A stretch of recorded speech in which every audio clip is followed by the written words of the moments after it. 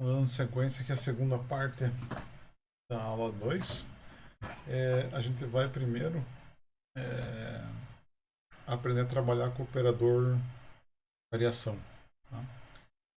Vamos fazer basicamente a mesma coisa que a gente fez, só que em vez de fazer a dedução da equação diferencial, condições de contorno, via, via derivada de Ligatô, a gente vai aplicar aqui o operador variação. Tá? Então, vai ficar bem mais palpável, pelo menos na minha opinião, a obtenção dos resultados. E aqui a gente vai mudar nosso probleminha padrão para viga engastada livre, para barrinha engastada livre, para a gente ver como é que funcionam as condições de contorno naturais, tá? Porque a gente vai ver que elas vão surgir lá na integração por partes. Então, a gente viu agora há pouco como a gente perturbou um funcional. Então, basicamente, a gente perturbou ele a partir da solução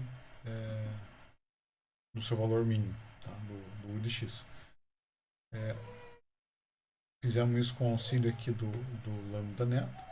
Lembrando que o lambda é uma constante escalar e o neto é uma função que tem como regrinha ser igual a zero, onde as condições de contorno essenciais são prescritas. Beleza? O operador variacional ele pode então ser visto como aquele termozinho da perturbação, tá? O lambda neto.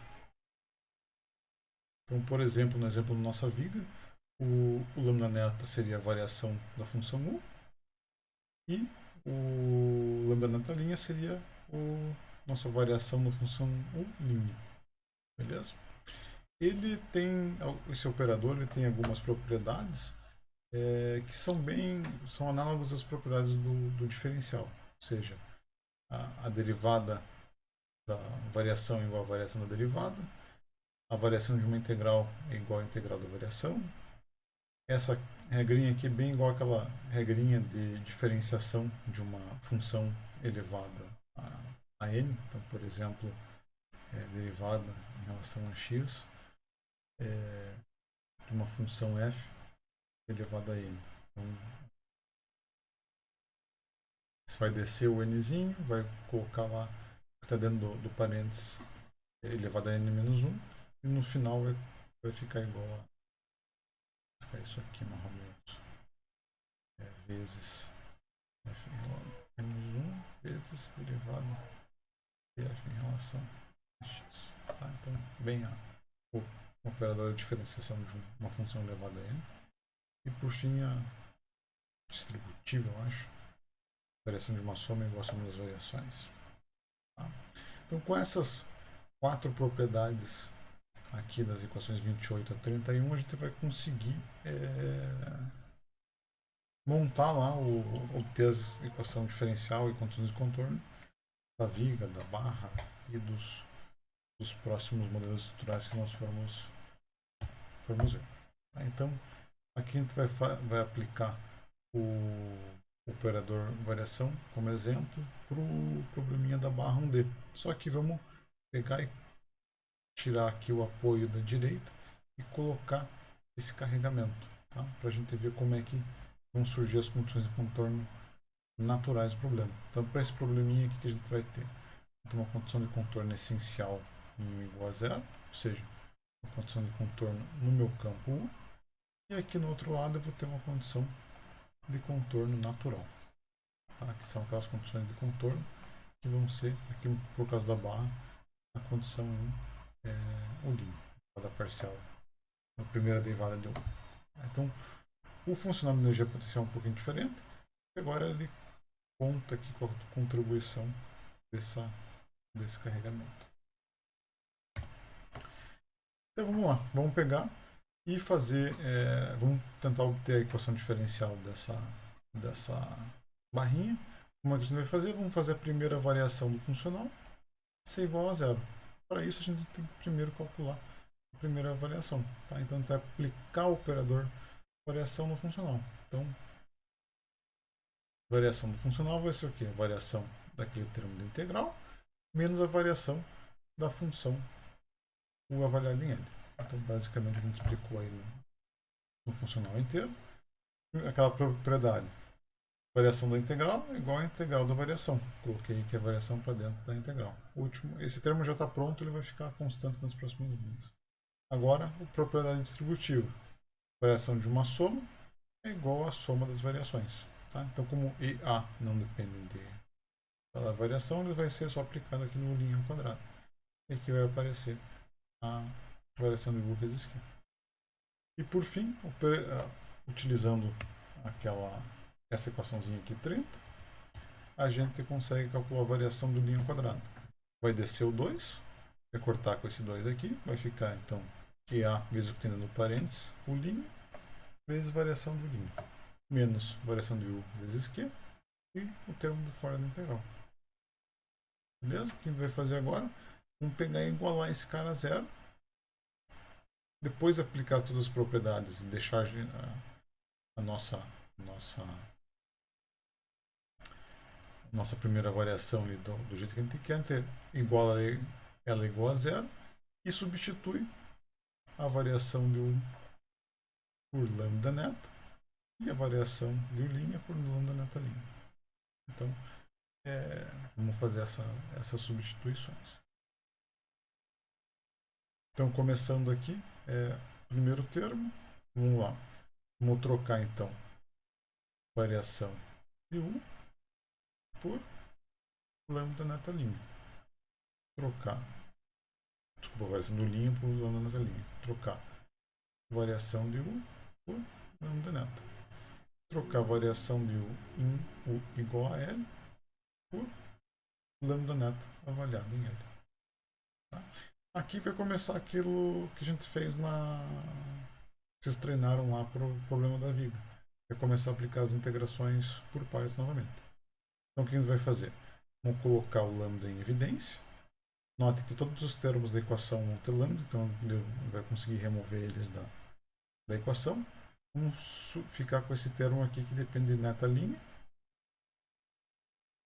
neta e neta avaliada em L. O que a gente vai fazer? Vamos pegar esse primeiro termo aqui e aplicar integral por partes nele, para passar a diferenciação do neta por 1. Porque esse neta vai ficar sem diferenciação, vou conseguir colocar ele em evidência com o do segundo termo. Então, aplicando integral por partes no primeiro termo aqui da integral, vai aparecer o termo do contorno menos o termo que vai remanescer dentro da integral. Então, eu consegui passar a diferenciação do neta para o 1. Então, aqui a gente, quando voltar agora esses caras para a equação anterior, eu vou ter os meus dois termos de integral como função de neta e vou conseguir colocar ele em evidência. Então, fazendo isso, eu vou obter o termo da integral aqui, que vai ser o neto em evidência, então vai ser EA ou duas linhas, menos Q vezes o neto.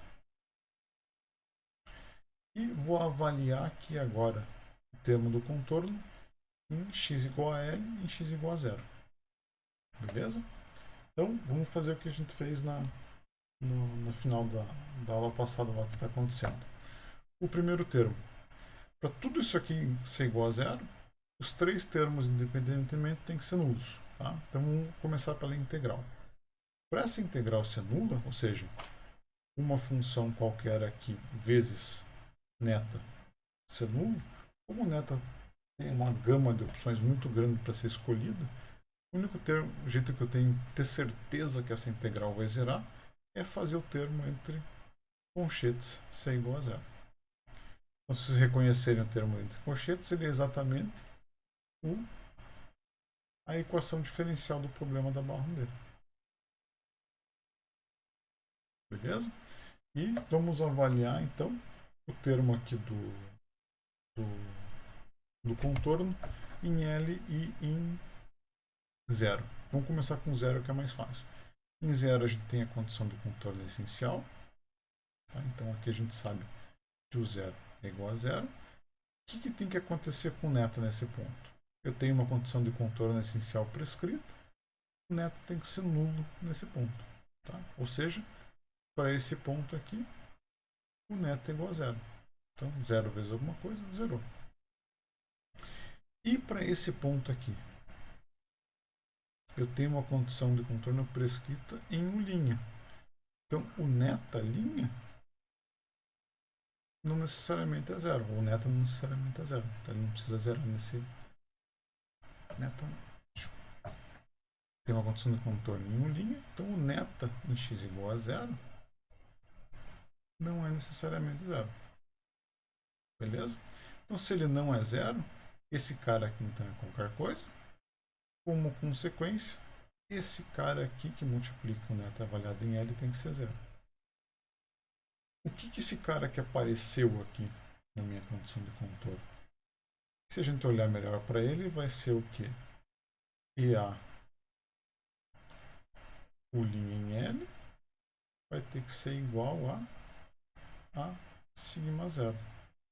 Ou seja, ele vai nos dar a condição de contorno natural no nosso problema. Que é a tensão em x igual a L tem que ser igual a essa tensão prescrita, ou seja, sigma 0 é igual a o' avaliado em L vezes o E. Tá?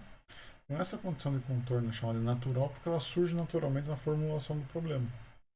O responsável por nos fornecer, ou para a gente incluir de forma bem fácil a condição de contorno natural no problema, vai ser a integração por partes. Beleza? Então fique com isso em mente, que vai ser importante mais para frente, quando a gente vai ver alguns métodos de aproximação que não exigem essa integração por partes. Eles não exigindo integração por partes, as condições de contorno naturais não vão ser inseridas no problema, então a gente vai ter que dar um jeito de inseri-las. Tá? Então, lembre dessa. Se eu não tiver integração por partes, você tem que lembrar das condições de contorno naturais. Beleza? Então, a gente viu lá com o operadorzinho variacional, ficou bem tranquilo a gente obter a equação diferencial e as condições de contorno, ou pelo menos verificá-las.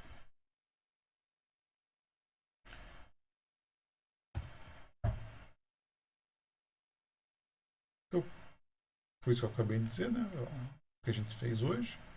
Da mesma forma que a gente viu na aula passada, a função U, então, que minimiza o funcional, é a função U, que é a solução da equação diferencial. As condições de contorno essenciais são impostas na construção do espaço lá dos caminhos admissíveis, ou seja, quando a gente escolhe as funções neta. Então isso vai ser uma coisa legal nas próximas aulas, porque a gente vai ter que impor as condições de contorno essenciais nas nossas funções de aproximação, para os métodos aproximados. Então vai ser bem parecido aqui com como a gente está escolhendo o neto. E as condições de contorno naturais vêm lá da integração por partes. Então são os principais resultados dessa parte da matéria. Tarefa sugerida para vocês treinarem o funcionamento do operador variação. Vocês fazerem isso que a gente fez para a barrinha 1D com as duas vigas, tá? Com uma viga biapoiada, com carregamento distribuído, e para a viga encaixada livre com esses carregamentos adicionais. Vocês executando as mesmas operações, vocês vão ver que vocês vão conseguir chegar nas condições de contorno, na execução diferencial da viga de forma bem tranquila. Beleza? Perguntinhas, dúvidas, pessoal?